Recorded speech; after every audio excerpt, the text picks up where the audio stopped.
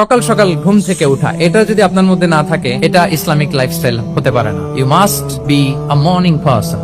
সকাল সকাল উঠতে হবে। আপনার সময় এমন ভাবে মেনটেন করবেন আপনি যে সকাল সকাল ফজরের পর থেকে আপনি অ্যাক্টিভ। তার মানে you have to wake up early, you have to sleep early. একজন মর্নিং পারসন যদি না হন, এটা ইসলামিক লাইফস্টাইল হবে। কারণ আল্লাহ রাসূল সাল্লাল্লাহু আলাইহি ওয়া আলিহি ওয়াসাল্লাম আমাদেরকে সকালে জেগে থাকার ব্যাপারে ইন্সপায়ার করেছেন এবং তিনি দোয়া করেছেন এই উম্মার জন্য স্পেশালি, যে এই সময়টা এটা ফুল অফ বারাকা, ফুল অফ ব্লেসিংস। তিনি দোয়া করেছেন, আল্লাহুম্মা বারিক লি উম্মতি ফি বুকুরিহা। আল্লাহ এই উম্মতের বুকুরটা মানে সকালের সময়টা, লেটস সে সানরাইজের পরে 3-4 ঘন্টা, এই সময়টাকে আল্লাহ আপনি বরকত দিয়ে পড়ে দেন। এই সময়টাতে ঘুমানো যাবে না, এটা হচ্ছে বরকতের সময়। এবং আল্লাহ রাসূল সাল্লাল্লাহু আলাইহি ওয়াসাল্লাম যদি কোনো সামরিক অভিযান প্রেরণ করতেন, এই টাইমে প্রেরণ করতেন, এই বকুরের টাইমে। এবং সাহাবারা তাদের কোনো ট্রেড ক্যারাভান, ব্যবসায়িক কাফেলা যখন সেন্ড করতেন, এই টাইমটাতে সেন্ড করতেন, কারণ এই টাইমটাতে বারাকা। এখন নিজের সাথে মিলিয়ে নেন যে এই টাইমটাতে আমরা কি করি। আমি জানি না আপনাদের কি অভ্যাস।